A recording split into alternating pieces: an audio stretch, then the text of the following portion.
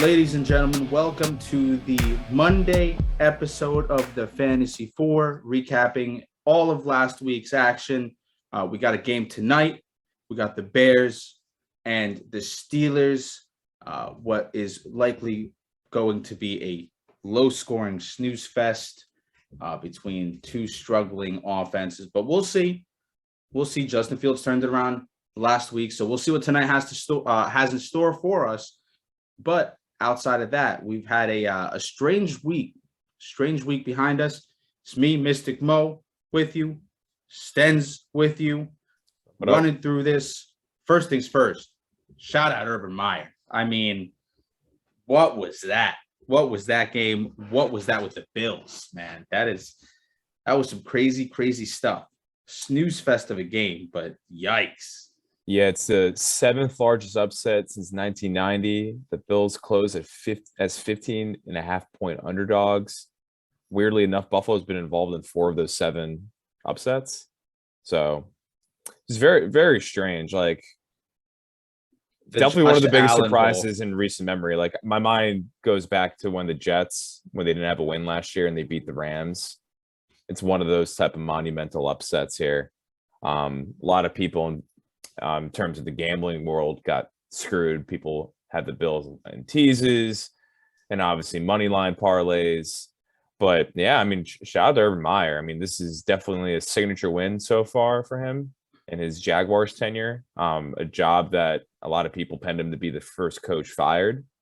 Seems like that's not going to be the case at this point. And this is definitely a huge win. And I think goes to prove how open the AFC is. Like, who's actually good in this league. That's true. It also goes to prove that the Manning cast curse is real. Josh Allen is their latest victim. If you don't know anything about the Manning cast curse, every player that's appeared, every active player that's appeared on the Manning cast has lost the following week. Thankfully, there is no Manning cast tonight. Not thankfully for us, thankfully for whatever poor soul was scheduled to appear. They'll be spared from losing next week, but that's something to look at. And then we saw the Sunday night game was also a relatively big surprise. You saw the Titans, fresh off of the Derrick Henry injury, first action against a stout Los Angeles Rams team. And who saw that coming? Who saw that coming? Matthew Stafford did his best Carson Wentz impression. Really took them out of the game. We didn't really get any closer to seeing who's going to replace Derrick Henry. It looks like it's going to be a disgusting trio of inefficient backs. A fantasy situation you want to avoid entirely because it's going to be a different guy every week, I feel. Yeah, it reminds me of that Lions backfield with Amir Abdullah and whoever else was on there, where it was just every week it was somebody else. I think this is probably going to be the same sort of thing. Sometimes it's going to be McNichols. Sometimes it's going to be Peterson. Peterson fell into the end zone, made you a little bit happy there. Yeah, he'll probably get like the goal line carries, but I mean, if you're really desperate, I feel like you would go there. But yeah, it's very not a great situation. Yeah, very clear that none of those options are going to be anything close. Not that you're expecting anything like Derrick Henry, but you certainly were not thrilled with what you saw. That being said, let's get into the top performers of the week, the players that really knocked it out of the park. We'll start with the quarterbacks. Your number one quarterback on the week was Justin Herbert. Absolutely lit it up against the Eagles. Looked good. Really shook off those concerns about their offense the past couple of weeks. So he finished at number 1. Number 2, Lamar Jackson, another 120 or another 100+ rush yard game, finished with 120, ties Michael Vick's all-time record. MVP favorite, in my opinion. Right now, okay. Lamar Jackson, MVP favorite. I mean, I guess so. I don't know what. I think he would be the number 1 guy. Like, if the season ended today, I don't think. Yeah, I don't see who else you could. Brady. Brady. Brady, obviously, but like for me, I think it's Lamar Jackson. I mean, he's had some unbelievable wins this season so far.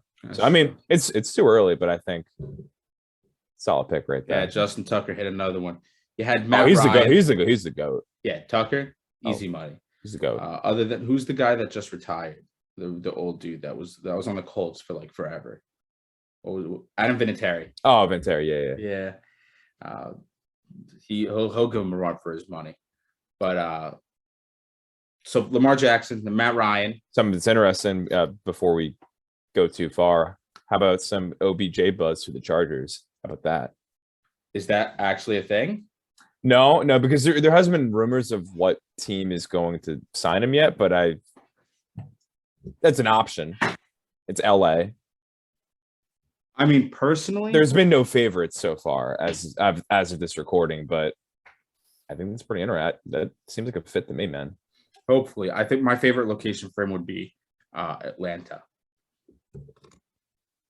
Yeah, because I always think of Atlanta as like a shit team, but then they're like very much in the race, and it's weird that there's that extra playoff spot this year. Yeah, and teams like the Falcons that are usually middle of the pack teams could seriously make the playoffs. So yeah, I see Atlanta as a serious destination. I think it would be best for Odell, but we'll see what happens. Yeah, we'll see what happens. Speaking of Atlanta, Matt Ryan was the third best quarterback on the week, 29 points in 4-point touchdown scoring against a good Saints defense. The Saints defense that pretty much stifled Tom Brady. So I mean, Matt Ryan with a good performance. There were some questions about, the effectiveness of the offense and all of that, but it looks like they're going to be okay.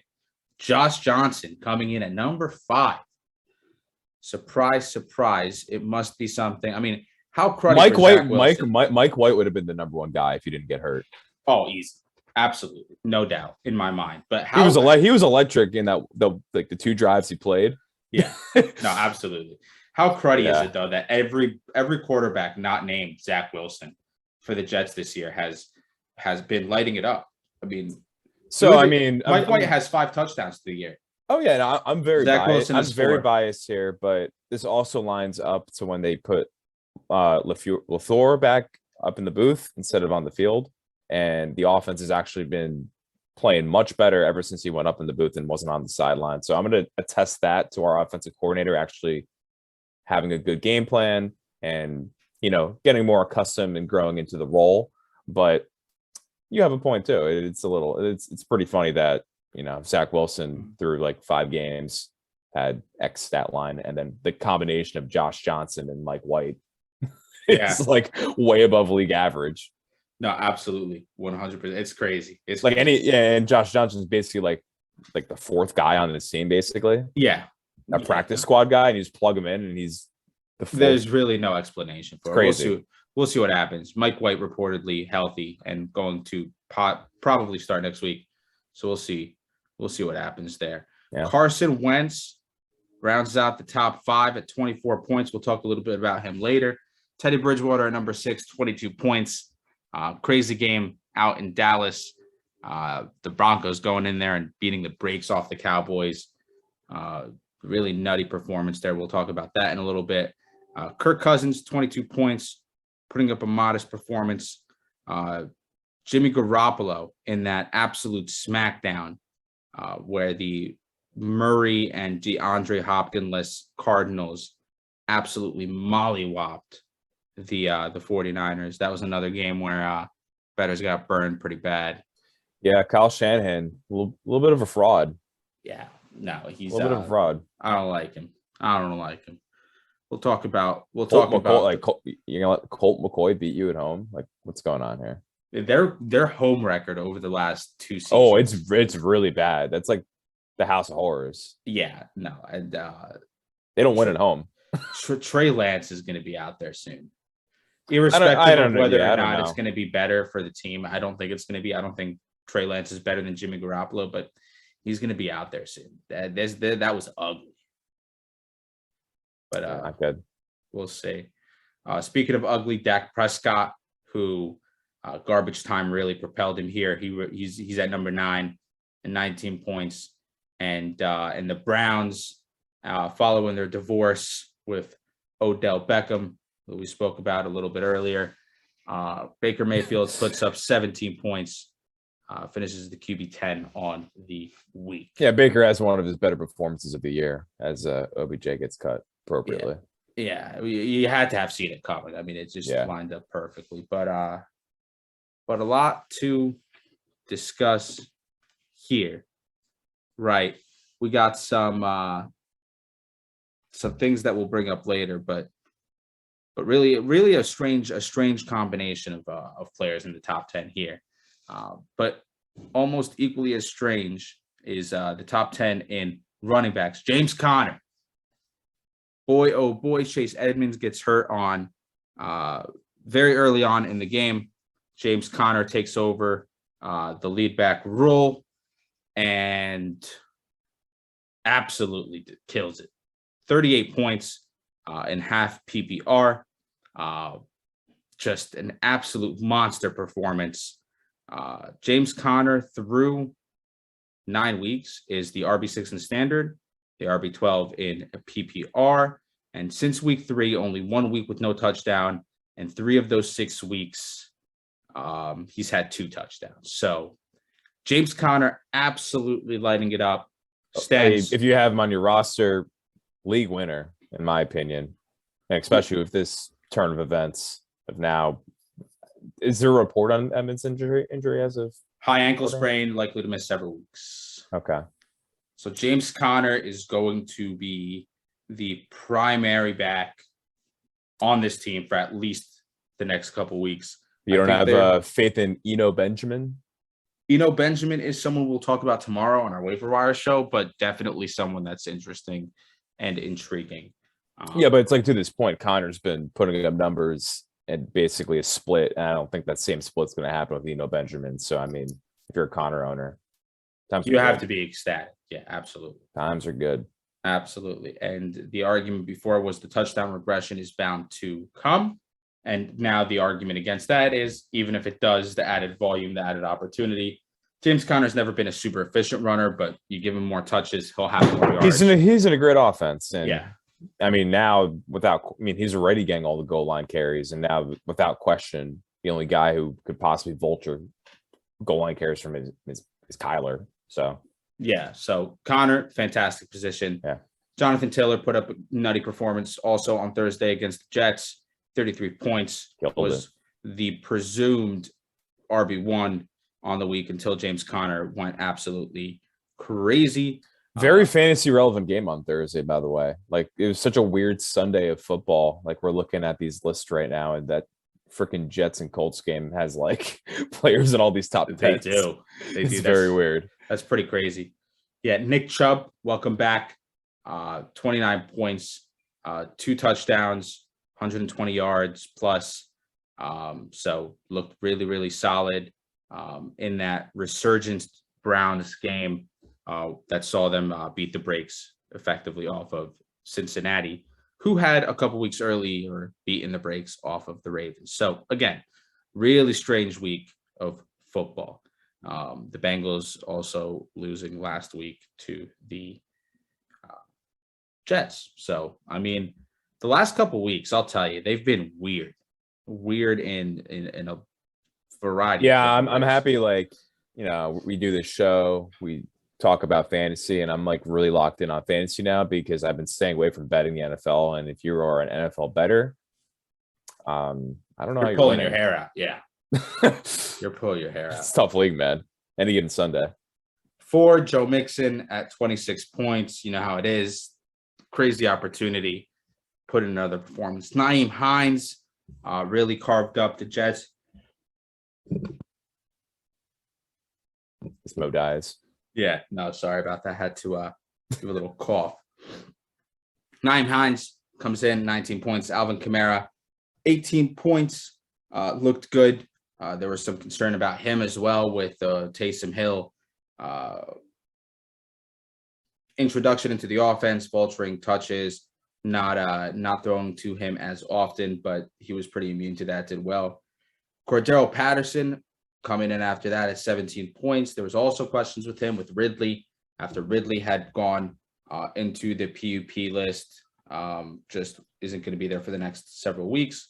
The question was, does the lessened opportunity, because a lot of Patterson's production was coming from touchdowns, does the less efficient offense without Ridley sort of eat into that. And I think we got our answer. Ended up with He was a hero in that 100 game too. Yeah, no, crazy game-winning play at the end. Well, not game-winning play at the end, but he's the one that got them into field goal range. At the end of regulation there. 100 yards receiving. You're going to get less touchdowns. He's just having a miracle season. So, like, can't feel like better for a guy. And then, as you were hinting at, I mean, even with Ridley out, I mean, I feel like his value is as good as ever. Another guy that love to have on your fantasy team. If you had him to this point, I'm assuming you've had a pretty good season so far. So, I mean, just great year. Just from a fantasy perspective and just from a, happy for the player perspective.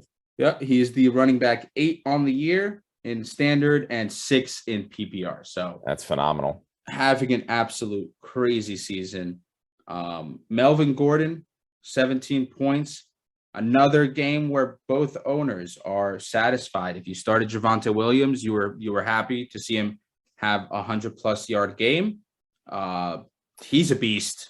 Yeah, like I'm a Melvin Gordon owner, and I'm not going to complain about the production he's giving me. But I watched a lot of that game just for fantasy implications. I have a lot of pieces in that Cowboys offense, so I was watching towards the end to see what scraps they could pile on at the end and garbage time. But let me tell you, and I know you're going to talk about this too a little bit. I mean, you got to give the ball more to Javonte. I mean, numbers don't lie. He's clearly one of the best backs in the league. And if it wasn't for Melvin Gordon, I don't know if Melvin Gordon's be there next year. I mean, maybe a sneak preview to next year. Javonte could be has that potential to be like a real top flight back fantasy wise in this league.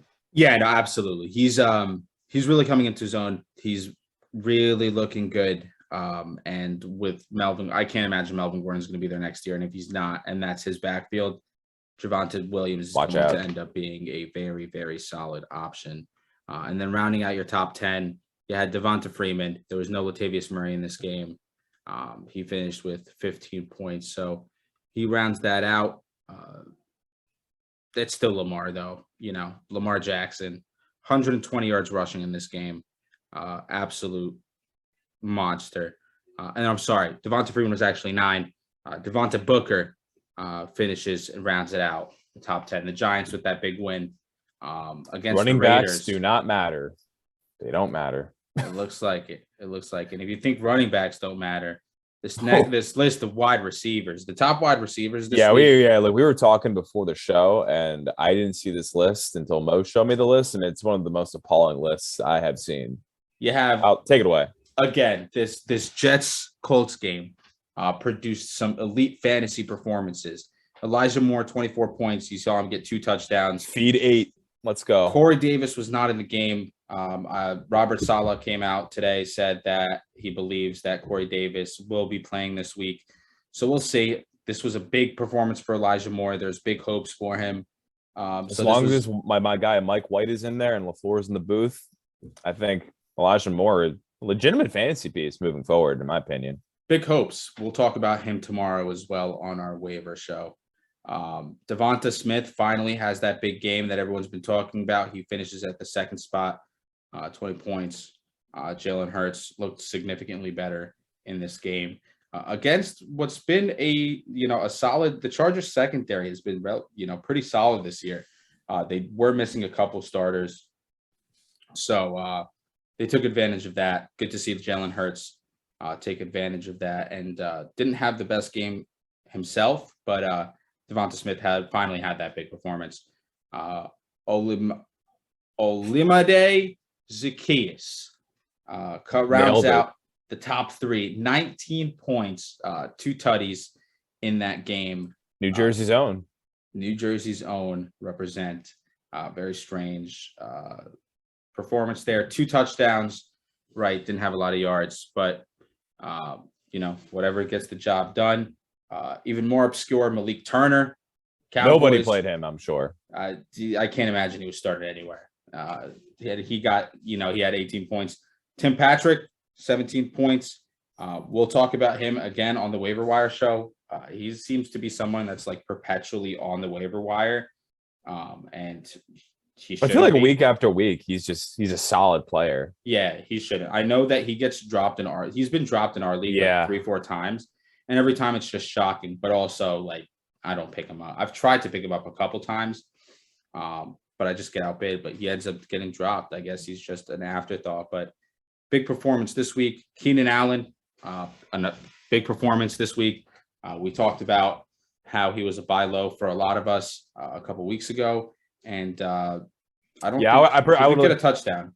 Yeah, I would have liked to see him get in the end zone. We did miss that, but he was over 100 yards. He was about half a yard away from getting into that into the end zone on that play. So yeah, he's got the Julio Jones disease, I guess, where he'll string together games like this and can't get in the end zone. But I mean, can't complain from a fantasy perspective, especially for people that held on to him or bought low, like you were hinting at. Yeah, I mean, he gets into the end zone on that play where he was half a yard away. He's the wide receiver 2 on the week. Yeah, you're ecstatic. So hopefully that'll continue. Brandon Ayuk. Finally. Welcome. 16 points. A guy who was dropped in many leagues. So 100%. Do we buy that Ayuk is back? The answer is no.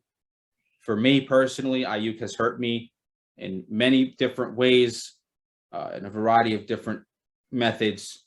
I don't like him. I don't trust him. And I do not think that he bounces back. I don't think this is a bounce back spot for him. I don't think that he turns it around. I'm not buying it, but we'll see what happens. What do you think? Yeah, I think he's a benefactor of, they're playing from behind and they're throwing the ball late a lot in the second half. Debo was playing, but Debo wasn't 100%. So I think once, Debo gets a little bit healthier, same with Kittle. Kittle had a great game, but I'm not convinced Kittle is 100% yet either. So they're still going to add more pieces to that backfield. There's a lot of mouths to feed in that 49ers offense. And yeah, I think it's a little bit fluky. So I guess we'll see. Beware of Ayuk. Beware. Buyer, beware. Donovan Peoples-Jones, again, first game out without Odell, that Browns wide receiving core. Donovan Peoples-Jones catches that long bomb, finishes with 16 points, and then Justin Jefferson rounds out the top 10, also finished with 16 points. Not that crazy impressive performance. He did have that one 55-yard touchdown, was relatively quiet outside of that. Really same thing for Thielen, but I mean, whatever works. 16 as long as you get a touchdown, I mean, yeah, 16 points is 16 points. So he rounds out our top 10, not our top 10, but the top 10. Oh, you mean Justin Jefferson. You said Thielen. Sorry, Justin Jefferson. Yeah. Yes, he rounds it out. And then although Thielen did get a touchdown too. Yep. Salvage his day because he had a pretty shitty day, but he did get a touchdown at the end. So. Yeah, that really saved. If he doesn't get that touchdown, it's over. No, it's a bust. Yep. Yeah. And then tight ends, we won't spend too much time on this. It was back to the norm. Chalk. Yeah, Kittle 17 at the top, Kelsey 15, Waller 13. Pretty much Anderson. The top 3 projected tight ends right there. And then you had just an assortment of weirdos, gabagool, an assortment of just strange, like those chocolates that you see in like doctor's offices or whatever. Those weird, like assorted chocolates, assorted candies. Yeah, just very strange. But yeah, top 3 finally. Who are there? Fryermuth plays tonight. He's a popular streamer. I played him this week, so we'll see how he does. And that is the recap of the last week's games, top performers. So we'll get into some fire and ice, right? We touched on it a little bit. Chargers offense looked very, very solid. After a couple of weeks where they had looked dead, fire and ice, Stens, do you think that the Chargers offense is a top 5 offense in the league? I'm going to say I'll go fire. I'm a staunch believer in Herbert. Air Bear. I mean, it's hard to be confident in a lot of the teams in the AFC this year, but I would much rather put my faith in Herbert over a lot of those other quarterbacks and top teams. And we're talking about Keenan Allen before. Keenan Allen finally had a great game. Mike Williams has been great all season long. who knows? Maybe they'll pick up another weapon like OBJ. I would love to see that, make their offense even more dynamic. Obviously, Eckler is one of the top backs in the league. So I felt like this week they had a good, a great solid win on the road against a stingy Eagles team. And I think Herbert will keep it rolling. What do you think? Yeah, I'm going to go fire on this one as well. I think that they just have so many different weapons. They have Mike Williams is lethal in the end zone. He's hobbled, right? But lethal end zone target.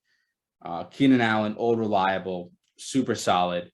And then they're really working in these tight ends, right? You have your Jared Cook, right? Very solid tight end option. And then now you're seeing more Donald Parham and then, Steven Anderson, I guess, for the first time. Yeah, I mean, I feel like every game, like a different tight end for the Chargers gets a touchdown. So yeah. So it's and then you obviously have Austin Eckler, right? So it's there's just so many different options on that offense, and I think they'll be a top 5 offense for sure. Their defense isn't good enough where they're just totally shutting out teams. So they have a little bit of a tough stretch coming up.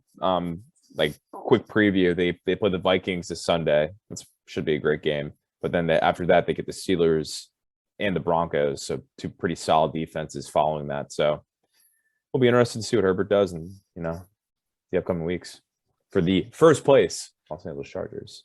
All righty. So one team's fortune is another's misfortune. The Cowboys on the opposite end of that spectrum. They had looked solid earlier in the year. They fizzled out, and this previous performance, really a shock performance at home. They get completely shellacked by the Broncos, shut out for a majority of that game until garbage time when Dak really picks it up. But Stens, fire ice, Cowboys offense, same question. Top 5 offense this year, or do you have doubts? I think this week was a fluke. I don't have any concerns about the Cowboys offense. For his first week, Dak's back in the offense. Obviously, Cooper Rush led them against an emotional win the week before. There's some clowns on Twitter saying, "Oh, like Cooper Rush is better than Dak." Obviously, that's blasphemous. I don't have any concerns. I think this was just a one-off week. I think the Cowboys will easily, look like the Cowboys like they've had like they've looked like the majority of the season with the offense clicking. They are getting a piece of their offense back next week. They are getting back, I'm blanking out on his name. Michael Gallup. There you go. Yes. Michael Gallup is going to come back potentially next week, which will be a boost to that offense. So I don't have any concerns. I'm a Dak owner in one of our leagues, and I'm not worried at all. How about you? This one is tough. There's just too much talent, I guess, on that offense, right? Dalton Schultz, CeeDee Lamb, Amari Cooper, Dak is a phenomenal quarterback, Zeke, phenomenal running back. Just overall, Michael Gallup, like you said, is back. So just overall, there's so much talent. Zeke was a little banged up in the game yesterday too, and it was like one of those weird games where like the entire game script just favored the Broncos. Like the time of possession at the game, the Broncos possessed the ball for like over 40 minutes, and like the Cowboys possessed the ball for like somewhere in the teens. So it was a pretty lopsided game. So I think it's an anomaly. So I'm gonna strongly support the point that they'll be fine moving forward. Yeah, I'll agree with that. Next up, James Conner. We touched on him earlier, the RB1 on the week. And Najee Harris still to play, but can't imagine that he'll be the 38-point performance. Running back 1, a RB1 the rest of the year. Fire or ice. I'm going to go ice on this one. I think a touchdown regression is bound to come. Even this previous game, right, he had 3 touchdowns. So something's got to give. Like the touchdown statistics the past several weeks. I can't imagine that continues. And if the touchdowns stop coming, I think it falls out. I think he's locked in like every week starter, right? Yep. but you're not going to be in a position where you can't not start him. So yeah. And especially with this Edmonds injury, so, I mean, the Edmund injury makes it tough, right? So I think the wording is key here because you said the rest of the year. I think over the next 3 weeks, he is absolutely an RB1. Absolutely. This is a situation where I feel like you're going to be, let's say you're in the fantasy playoffs. This is like week 14, week 15. The regression might inconveniently hit you then. Yeah. So I'm with you. I think this is ice. I think, short term, definitely fire. But I think rest of the year, I'm with you. I think some regression's bound to occur. Yeah, absolutely. And then finally, Carson Wentz, the quarterback 10 on the year, right? Fire or ice. Will he be a QB1 the rest of the year? Some food for thought. He's had at least 2 touchdowns in every game since week 4. And before this last week against Tennessee, where he threw 2 interceptions, he had gone 6 straight without throwing a pick. Fire or ice, QB1 rest of the year. I mean, you just rattle off some numbers that are pretty hard to deny, but I'm gonna go ice here because I can't trust Carson Wentz, man. I've seen it before, and so far this season is probably the best he's played consistently since his near MVP year at the Eagles. Like, honestly, I don't think he's played this good in a while, but I really am not convinced. I think he's going to come back to earth, and there'll be games where he throws some breaking picks and some interceptions, and that's the same thing. Fumbles, and they might lean more on their ground game because they have a talented collection of running backs. So, super flex leagues, 100%, happy to have this guy, but I will not say QB1. I'm going to go fire. I think he will be, right? Jonathan Taylor, you can't ignore, right? I think he will be the RB1 on the year. Beast. With Derrick Henry out, sidelined. He's so good in all aspects, right? I think Carson Wentz has something that he's never had before, which is, players that are going to be able to take the pressure off of him, right? Jonathan Taylor is one of those players that's going to be able to take the pressure off of him. T.Y. Hilton has been injured, so we haven't seen a lot of T.Y. Hilton, but in the interim, Michael Pittman has been playing ridiculous. I think he's the wide receiver 10 on the year. He's awesome. Right? So he's a wide receiver 1 right now. The pieces are there for Carson Wentz, and he's putting in that work. I think this is fire. I think he finishes a QB1. Yeah, I need to see it for another week or 2, and then I might be convinced, but we'll see. Tough. I buy it. I think he gets it done. But that was some fire and ice. Najee Harris touchdown, by the way. Another one or just the first? No, just the one. Just the first one. Nice. Yeah, just the first one. I don't know. I didn't know if you saw it or not. I think I'm up in every single one of my matchups. Everything else is for gravy in the one though. Oh, look at you. Freiermuth and Deontay. Fortunes have turned around. Yes, sir. All right. Next up, and our final segment for today, we got the Ticker Jazz. Proud of this one. I'm so stoked for this segment. It's essentially a segment of players, whether or not they got to be worried that they won't have a job by the end of the year.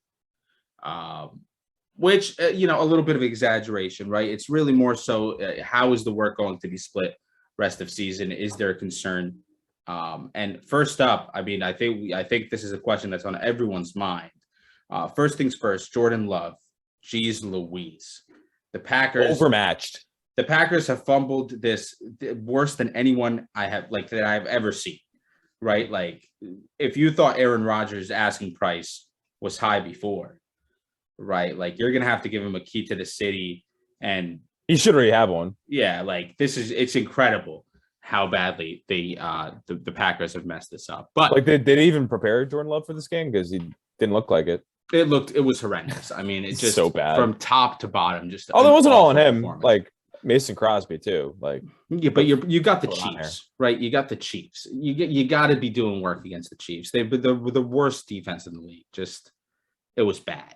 Yeah, not good. That being said, AJ Dillon over the past several weeks has eaten into Aaron Jones' workload significantly, right? This backfield is moving closer and closer to a split as time moves on. My question to you, Stens, is this a result of just back-to-back inactives from Rodgers? Adams 2 weeks ago, Rodgers this past week, and as a result, a heavier emphasis on the run? Or is this the new norm, something that Aaron Jones owners should be worried about, and something that's going to propel A.J. Dillon into a flex-worthy every week starter?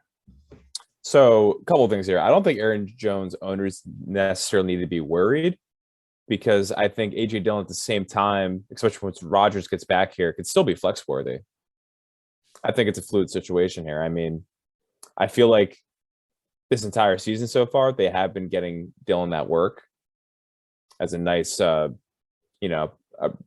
up the middle, pound the rock, different option from Aaron Jones, and keeping Aaron Jones fresh, because it's a marathon, not a sprint in this NFL. So I think it's flex worthy. I mean, obviously he got, especially more work this week with Rodgers out and them having to rely on the run. But I think once Rodgers gets back and the offense is clicking a little bit more, I don't have any concerns. I feel like he's not like a home run flex, but I think a guy you could have confidence putting there if you need. Yeah, I don't think there's anything to worry about. I think this is just game script specific, right? And just a result of the inactives and the injuries, and the not having everybody there, and an emphasis on the run game. There's really no other option. I mean, even the one game with Aaron Rodgers there, they were down Aaron Jones, MVS, Alan Lazard. They were down everybody. So right, strange set of circumstances that contributed to this. I think that AJ Dillon will be a risky flex option. I can't see him being much more than that. Now, another player that impressed this weekend, Bramandre Stevenson, had over 100 yards from scrimmage, outpaced Damian Harris. Damian Harris did make it into the end zone, however, so he salvaged his day with an end zone. But Stevenson was in the doghouse earlier this year because of the early season fumbles. We know how Big Bill is when it comes to that. However, it seems like he snuck out of it, had a really solid performance, did leave in the fourth quarter with a head injury. I didn't see anything today about the severity of that.